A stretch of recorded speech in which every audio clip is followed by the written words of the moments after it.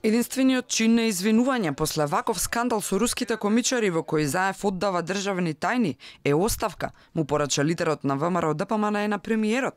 По оставката треба да следи итно распишување на избори, рече Мицкоски. За мене е катастрофално да се слушне ова што се слушна, бидејќи како што успеав да разберам патувајќи довде, тој не ја негираше оваа снимка, туку напротив, ја потврди нејзината автентичност и практично потврди низа работи кои што граѓаните во Македонија, но и во Европа можеа да ги слушнат, меѓу кои согласноста за подкуп на верскиот лидер на стотици милиони православни христијани во светот, а тоа е патриархот Вартоломеј.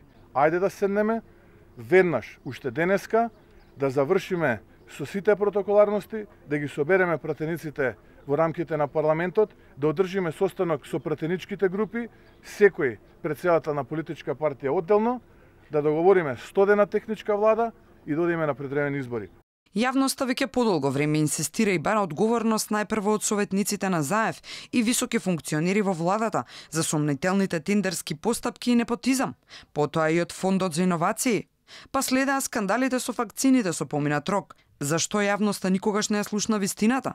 За бомбите, кои иако СДСМ и СЈО гарантираа дека се на безбедно заклучени, сега никој не одговара што се емитуваат, уште помалку објаснува како стигнале до ЛЧК и сличните. Правосудниот систем го спаси и градоначалникот на Ново Село, што беше директно фатен во шверц. Ни по скандалот со генералниот секретар на владата одговорност нема, а нема ни да има за еден од најскандалозните, последниот, во кој главна улога е лично премиерот. Иако призна дека разговорите со руските комичари се вистинити, не се чувствува виновен за ништо.